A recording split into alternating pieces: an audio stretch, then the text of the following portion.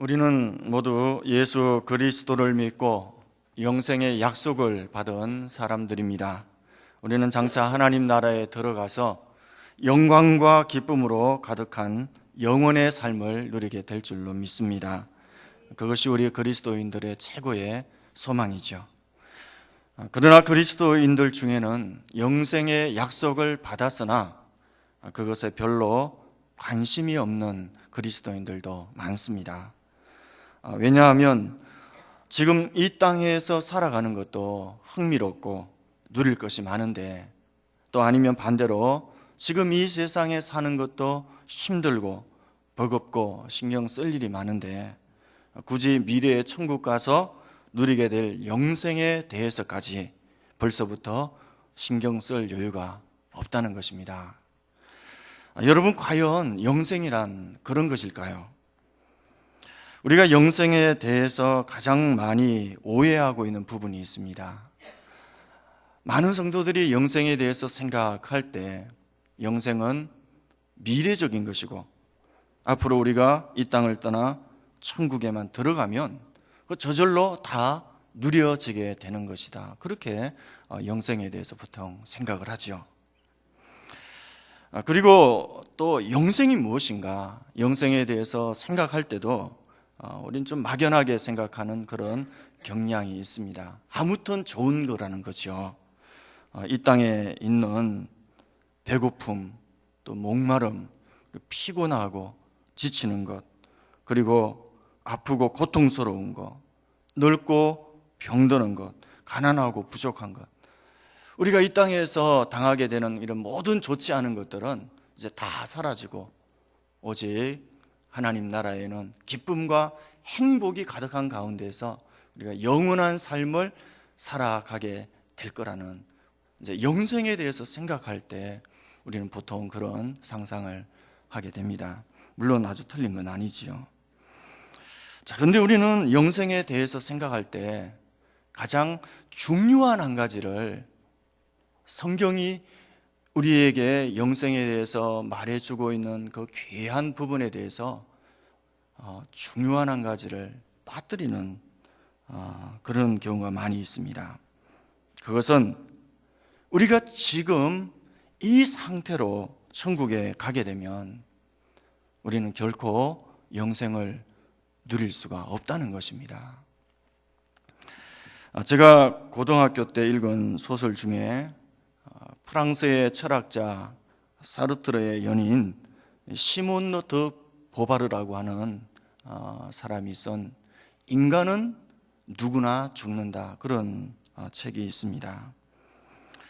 이 책에 나오는 주인공은 원래 중세 시대 때 살던 사람인데 어느 날 어떤 노인으로부터 불사의 약을 얻게 되고 그때부터 그는 영원히 죽지 않는 이 불사의 존재가 돼서 700년의 삶을 살아오게 됩니다. 그래서 그는 처음에는 이 불사의 힘을 사용해서 자기가 속해 있던 그 영지를 크게 발전시키고 부강시키기도 하고요. 또 인간들의 역사에 적극적으로 개입해서 신성 로마 제국의 성립에 기여하기도 하고 또 프랑스 대혁명에 참여하기도 합니다. 자, 그렇지만 이런 여러 가지 큰 일들을 그가 이루어 가지만 점점 세월이 흐르면서 모든 것에 깊은 회의와 허물을 느끼게 됩니다. 자, 그는 아름다운 여인들과 사랑에 빠지기도 합니다. 그러나 사랑했던 여인이 그의 곁에서 지금 늙어가고 있는데 그는 같이 늙어갈 수도 없습니다. 그래서 어떻게 하든지 자기 자신을 좀 더 늙어 보이게 하기 위해서 머리를 염색하기도 하고 또 얼굴에 주름을 만들기도 하고, 자, 그렇게 하지만 사랑하는 아내와 한 마음을 이루기가 참 쉽지 않죠. 어쨌든 그렇게 하는 가운데 그는 사랑하는 여인을 떠나보내게 됩니다. 그리고 또 얼마의 세월이 지난 후 다른 여인과 사랑을 하게 되고 또 그 여인을 떠나보내게 되고, 이런 일이 반복이 되지요. 결국 세월이 지나면서 그에게는 산다는 것에 대한 말할 수 없는 피로와 권태, 또 견딜 수 없는 그런 이 삶에 대한 허무와 고독만이 남게 됩니다.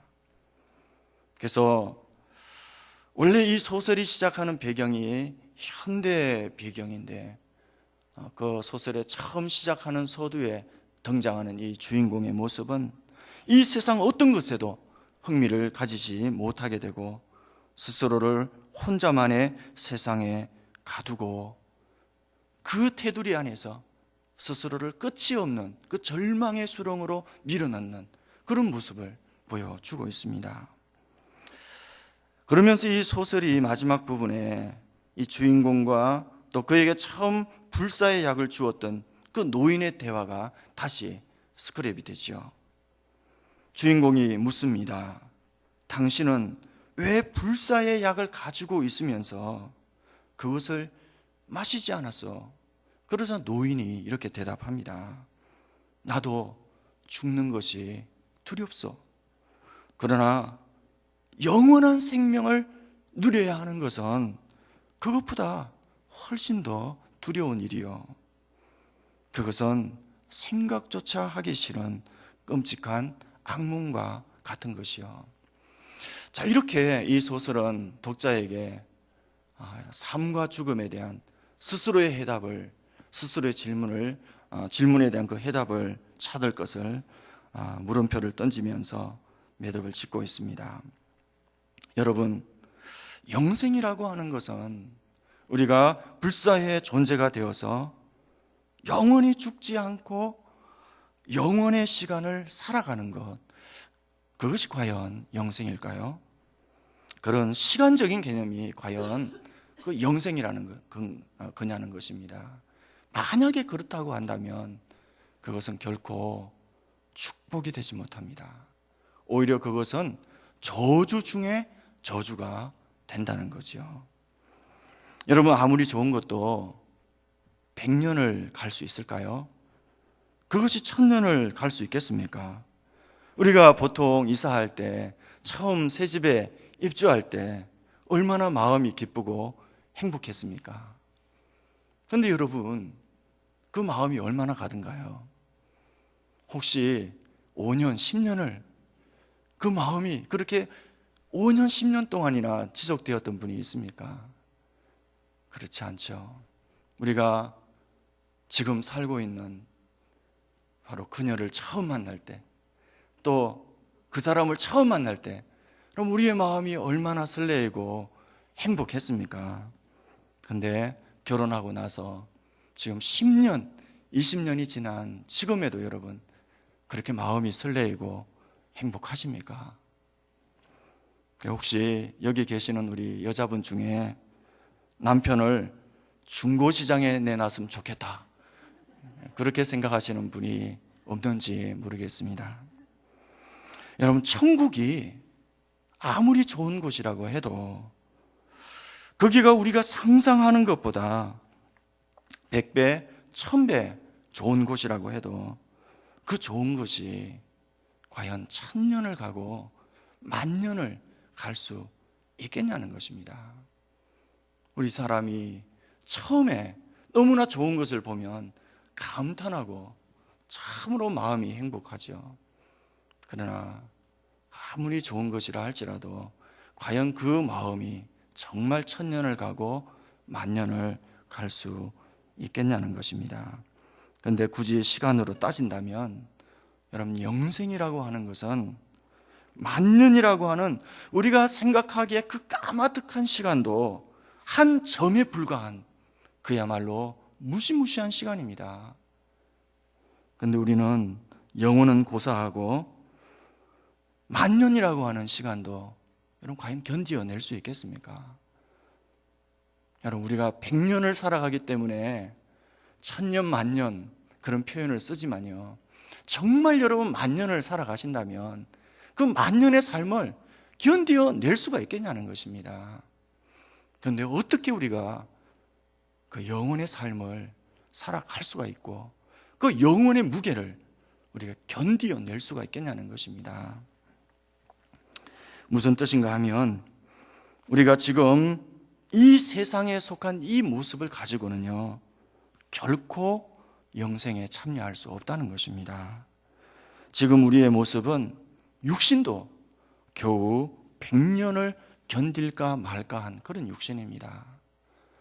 여러분, 또한 우리 마음도 마찬가지입니다. 우리 마음에 포함되어 있는 우리 생각, 우리의 감정, 우리의 의지도 여러분 과연 몇백 년이나 그 삶의 무게를 견딜 수 있을 것 같습니까? 앞에서 말씀드린 그 소설의 주인공처럼 우리 인간의 마음은 천년의 삶의 무게도 견디지 못하고 깊은 허무와 절망의 수렁에 빠질 수밖에 없는 그런 연약한 것입니다. 이런 연약한 육신과 이런 연약한 마음으로 우리는 결코 영원한 삶의 그 영생에 참여할 수가 없다는 것입니다. 그래서 오늘 말씀을 통해 드리는 첫 번째 메시지는, 영생은 우리가 생각하는 것처럼 이 땅에서 아무 생각 없이 살다가 앞으로 천국 가면 그냥 거기서 자연스럽게 그때부터 누리게 되는 그런 것이 아니라는 것입니다. 여러분, 영생은 이 땅에서부터 준비해야 하는 것입니다. 성경은 그것을 우리에게 가르쳐 주고 있습니다. 그래서 예수님께서는 새 포도주는 새 부대에 담으라고 말씀하시죠. 여러분, 우리의 육신은 이 땅의 장막집이 무너지면 하나님께서 이제 새로운 부활의 몸, 영광의 몸을 주시겠다고 했습니다. 우리 육신은 하나님께서 해결해 주시죠. 그러나 우리의 마음은, 우리의 성품은 그렇지 않습니다. 그것까지 하나님께서 해주시는 것이 아니라는 거죠. 성경은 그 성품에 있어서만큼은, 그 마음에 있어서만큼은 우리가 하나님의 인도하심을 따라 노력하고 많은 수고를 해야 된다고 오늘 말씀이 우리에게 가르쳐 주고 있습니다. 사실 우리 예수 믿는 그리스도인은 이 땅의 모든 삶을, 영생의 삶을 준비하는 것에 초점을 맞추고 살아가야 됩니다. 성경을 여러분 잘 연구해 보면 예수님께서 이 땅에 계실 때 예수님은 이 땅의 삶에 거의 관심을 쏟지 않으셨습니다. 이 땅의 정치, 경제, 사회, 문화, 교육 이런 부분에 예수님 거의 관여하지 않으셨어요. 오직 예수님의 관심은 이 땅의 사람들에게 하나님 나라를 소개하고 그들을 하나님의 나라로 이끄는 그 일에 모든 관심과 사역을 집중하셨습니다. 왜 그렇게 하셨을까요?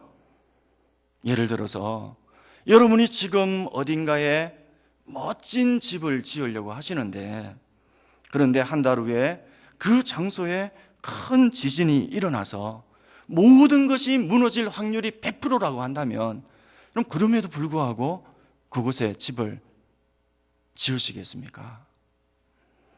예수님의 관점으로 이 세상을 보실 때 이 세상이 꼭 그런 것입니다. 이제 조만간 하나님의 심판으로 모든 것이 다 무너져 내릴 이 세상인데, 예수님은 오직 이 세상에서 생명을 구하는 일, 그러므로 이 땅에서 오직 한 영혼이라도 멸망할 이 세상에서 더 구원하셔서 하나님 나라로 인도하실, 오직 거기에만 예수님은 관심을 기울이셨던 것입니다. 그래서 예수님께서는 우리에게도 이렇게 말씀하십니다. 너희는 보물을 땅에 쌓아두지 말라. 거기는 좀과 동록이 해하고 도적이 구멍을 뚫고 도적질하느니라.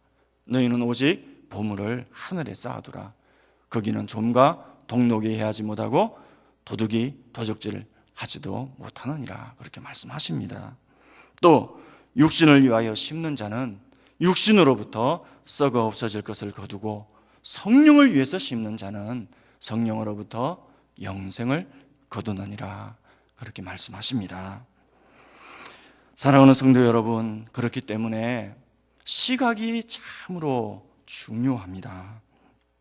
우리가 예수님을 많이 본받아서 우리의 시각도 예수님처럼 영혼의 시각을 가지게 되고 영생의 시각을 가지게 되면 그 영혼의 시각으로 우리가 살아가고 있는 이 세상을 바라보게 될 때 여러분, 이 땅에서 사는 100년은 그냥 한 점에 불과합니다.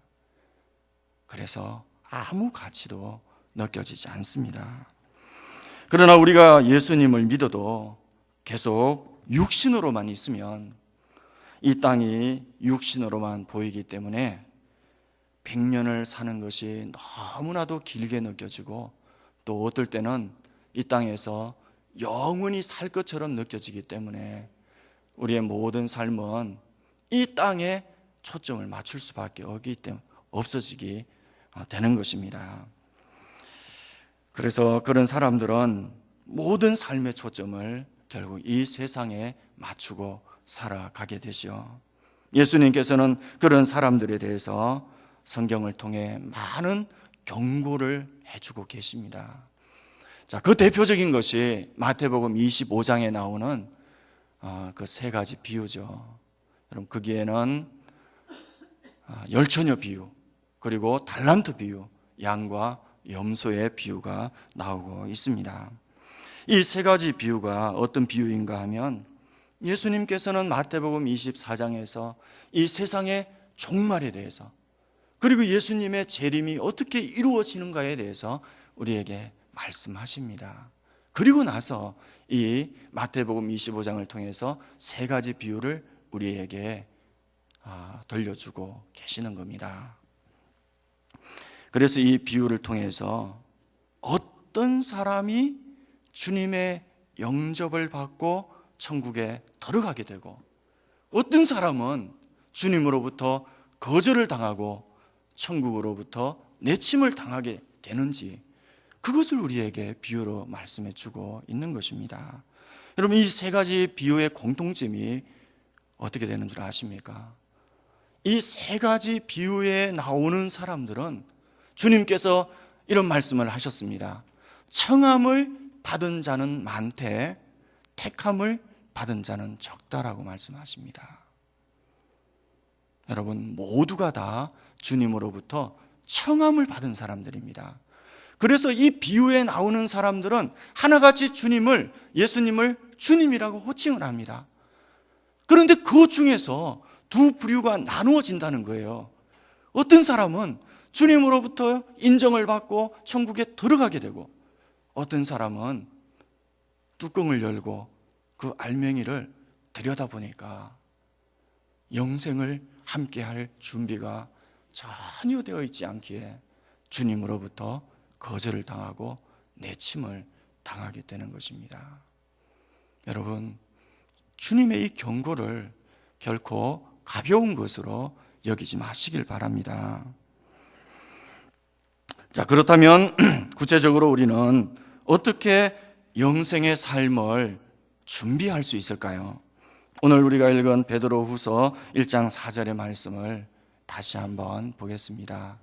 자, 여러분 한번 베드로후서 1장 4절의 말씀을 다시 한번 다 같이 읽어보시죠. 시작.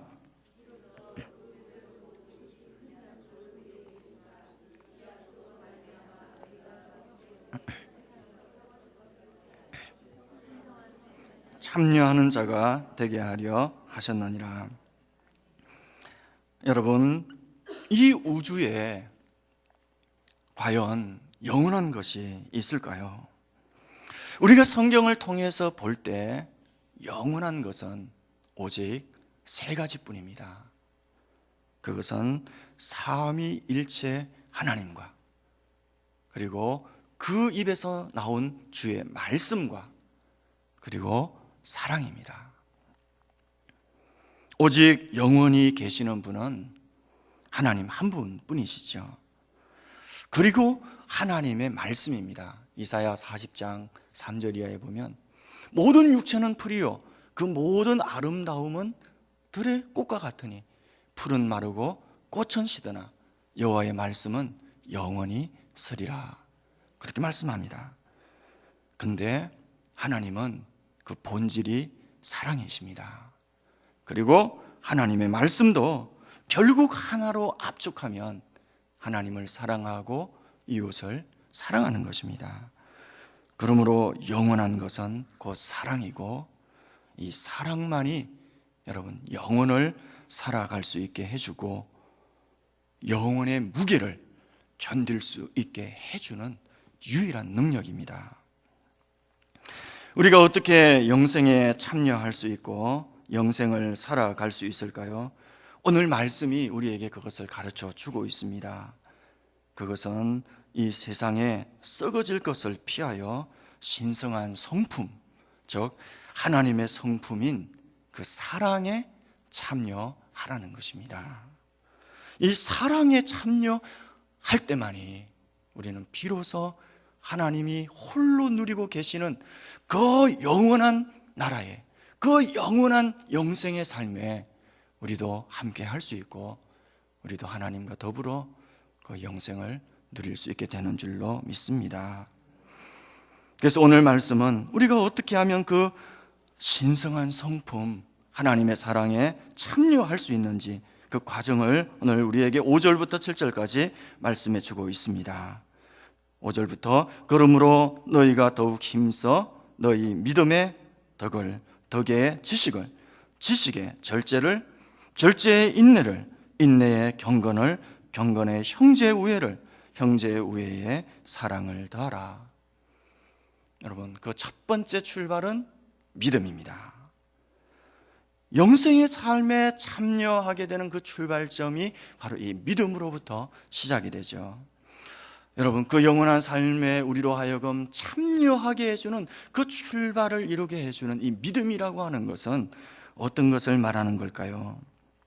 우리가 썩어질 이 세상을 떠나 하나님의 영원한 삶에 참여할 수 있는 유일한 방법은 믿음으로 예수 그리스도와 하나가 되는 것입니다. 자, 제가 어린 시절 즐겨 봤던 만화 영화 중에 은하철도 999라고 하는 만화 영화가 있었습니다. 여기 보면 주인공 소년이 영원히 죽지 않는 기계의 몸을 얻기 위해서 한 아가씨와 함께 그 은하철도를 타고 기계로 이루어져 있는 그 안드로메다 제국을 향해 가게 되는 그런 줄거리가 나옵니다. 근데 여러분, 우리가 영생의 삶에 참여하기 위해서는 반드시 이 세상을 떠나 예수 그리스도라고 하는 그 구원의 열차에 탑승해야 한다는 것입니다. 그 외에는 우리가 이 우주에서 영원한 삶에 참여할 수 있는 다른 방법은 결단코 없습니다.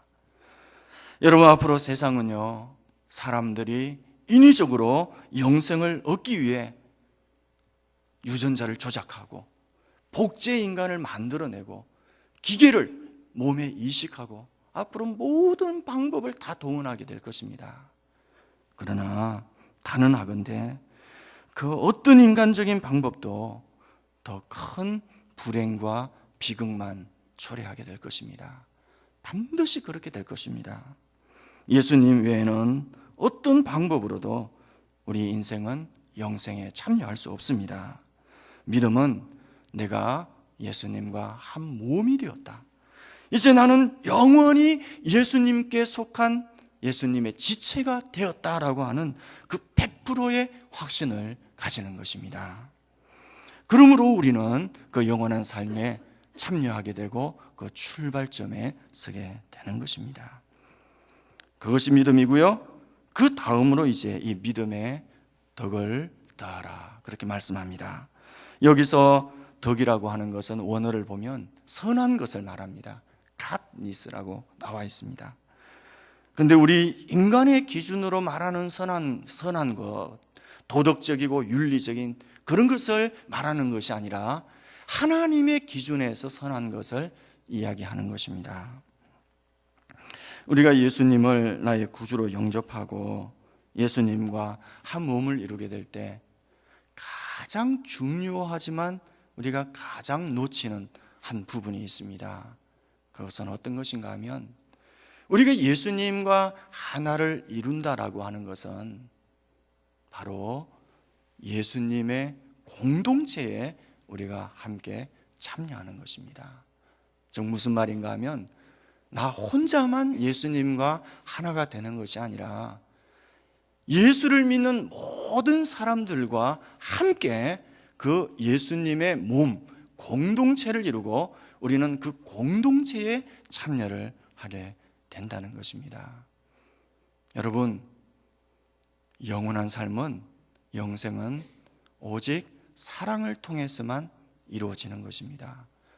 그런데 우리가 무인도에 혼자 살게 되면 사랑이 무슨 필요가 있을까요? 우리 하나님은 홀로 계시는 하나님이 아니십니다.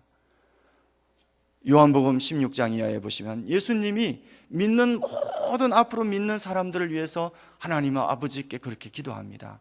우리가 창세전부터 하나인 것처럼 이들도 우리로 하여금 이 하나에 참여하게 해달라고 그렇게 예수님께서 기도하십니다. 우리가 예수님과 하나 된다라고 하는 것은 여러분 공동체에 참여하는 것이다라고 하는 것을 꼭 기억하실 수 있기를 바랍니다. 그런데 이때에 가장 우선되는 첫 번째 미덕은 바로 나 자신을 부인하는 것입니다. 5월은 가정의 달인데요, 우리가 가정생활을 잘하기 위해서도 하나님께서 우리에게 가정을 주신 근본 목적을 우리 잘 알아야 됩니다. 하나님께서 우리에게 가정을 주신 목적이 무엇일까요? 우리 사람은 태어날 때부터 자기애라고 하는, 즉 나르시시즘이라고 하는 그런 자기 사랑, 그 에고이즘을 가지고 태어났습니다. 여러분, 가정이라고 하는 것은요, 하나님께서 우리의 이 원죄를 치료하시기 위해서 우리에게 주신 가장 귀한 선물이 바로 가정입니다. 우리가 결혼하기 전에는 어떠했습니까?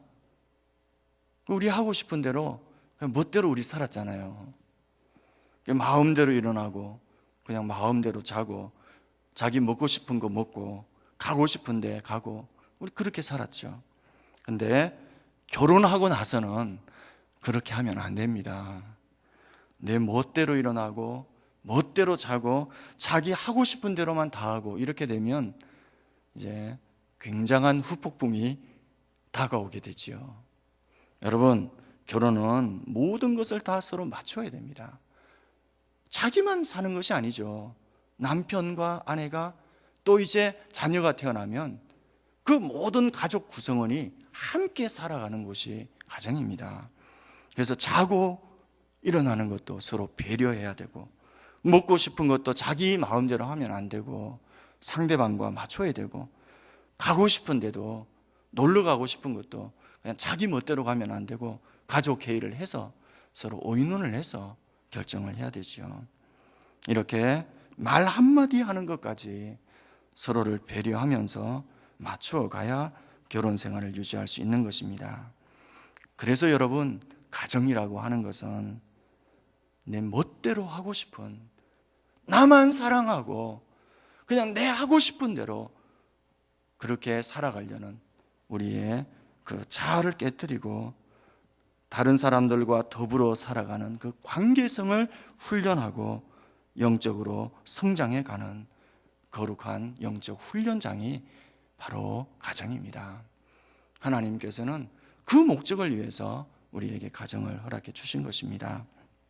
그래서 여러분, 결혼 생활에서 너무 이상형을 찾으시면 안 돼요. 성경에도 보면 야곱의 결혼 생활이 나옵니다. 야곱이 처음에 라헬과 결혼할 때 그 첫날 밤을 보낼 때 야곱이 7년을 수고하고 이제는 드디어 그날이 와서 들뜬 마음으로 라헬인 줄 알고 들어갔는데 자고 일어나 보니 거기에는 라헬이 있는 것이 아니고 레아가 있었습니다. 자기 이상형인 줄 알고 들어갔는데 일어나 보니까 이상형이 아니더라는 거예요. 여러분, 우리 인생이 그런 것입니다. 가정이 그런 거예요. 다 이상형인 줄 알고 결혼했는데 하룻밤 자고 일어나 보니까 이상형이 아니더라는 거죠. 그런데 여러분, 가정이 이상형으로만 이루어지면 하나님의 뜻이 이루어지지 않습니다. 가정은 고슴도치 같이 다 가시투성인 우리 사람들이 서로 찌르고 그러면서, 그래서 서로 깨지고 부서지고, 그러면서 서로를 이해하고 서로를 배려하고, 그렇게 인간다운 모습으로, 비로소 하나님 닮은 모습으로 우리가 자라고 성숙해가는 바로 훈련장이요 학교라고 생각하시길 바랍니다. 하나님께서 그것을 위해서 우리에게 가정을 허락하신 것이죠. 그래서 여러분, 참 이혼하지 않고 결혼 생활을 해 나가는 것이 사실 쉽지 않습니다. 그러나 우리가 결혼해서 이혼하지 않고 적어도 20-30년은 견디어내야지, 이제는 조금 정말 다른 사람들과 타인과 어우러져서 살아가는 그런 관계성을 좀 배운, 이제 그런 모습을 나타낼 수 있는 그런 사람으로 우리가 나타나지게 되는 것입니다. 여러분, 교회도 마찬가지입니다. 하나님께서 예수 믿는 모든 사람들을 모아서 교회라고 하는 이 공동체에 우리를 있게 하셨지요. 그렇다면 하나님께서는 왜 우리에게 교회를 주셨을까요? 여러분, 예배와 전도보다도 사실 더 우선되는 교회의 목적은 바로 우리가 깨어지고 죽어지는 것입니다. 자, 그래서 교회는 다 천사 같은 사람들만 있는 줄 알고 찾아왔다가 온갖 이상하고 희한한 사람들을 만나는 것이 그게 바로 교회입니다. 여러분, 그래서 죄송하지만 교회도 가정과 마찬가지입니다. 여기서 천사 같은 사람들만 만나면 하나님의 뜻이 이루어지지가 않습니다. 우리는 여기서 별의별 희한한 사람들을 다 만나야 그 과정에서 내가 깨어지고 죽어지고, 그래서 정말 상대방을 이해하고 또 오래 참고 관용하고 용납하고 포용하는 그런 관계성을 비로소 배워 나가게 된다는 것입니다. 여러분, 교회를 너무 이상적으로 생각하시고 그것으로 인해서 시험 드는 일이 없으시길 바랍니다. 우리가 영적으로 아직 어릴 때는 상대방을 비난하고 상대방의 잘못만 바라보게 되죠. 그러나 이제 영적으로 조금 철이 들면 그렇지 않습니다. 모든 원인의 출발은 나에게서 비롯됩니다. 여러분, 나에겐 잘못이 없는데 모든 잘못이 저 사람 때문에 지금 내가 이 수모와 이 고통을 과연 당하고 있는 것일까요? 그것은 우리 사람이 바라보는 시각입니다.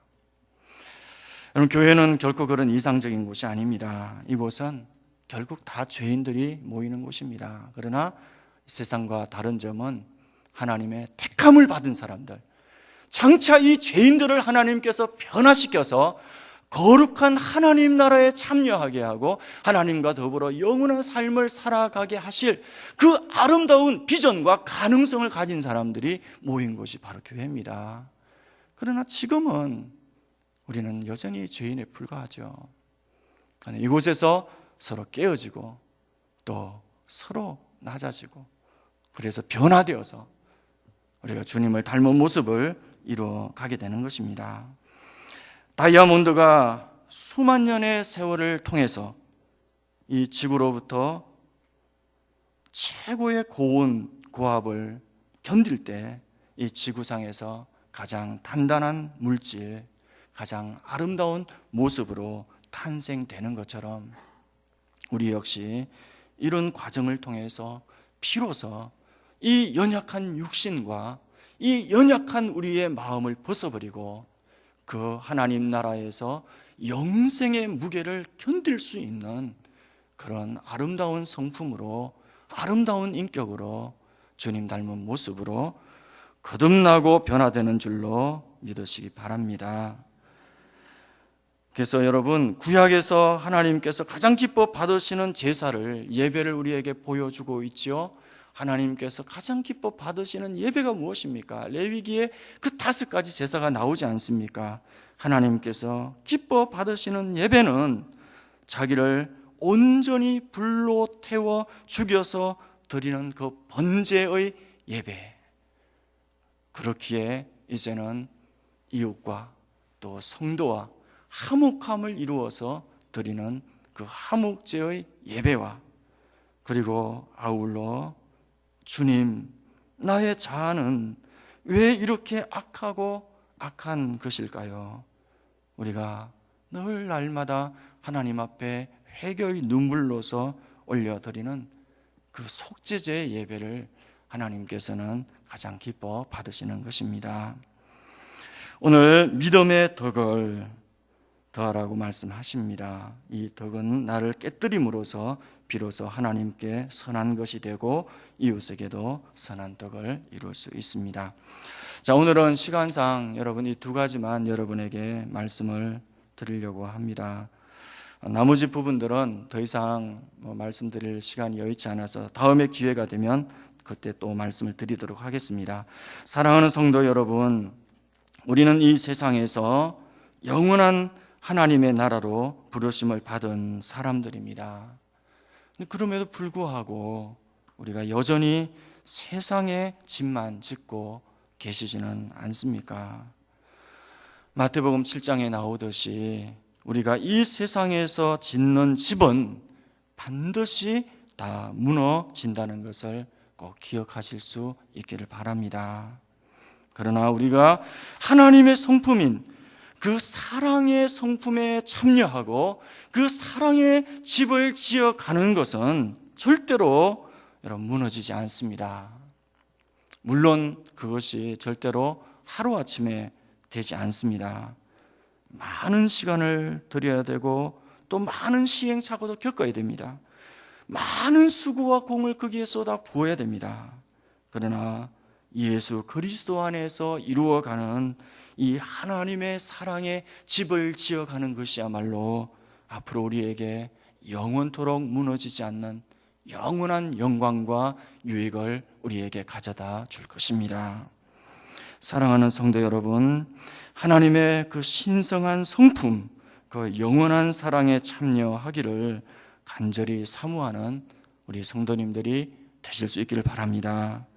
그리고 그 집을 짓기 위해서 날마다 필요한 수고를 아끼지 아니하시는 저와 여러분들이 되실 수 있기를 우리 주님의 이름으로 축원합니다.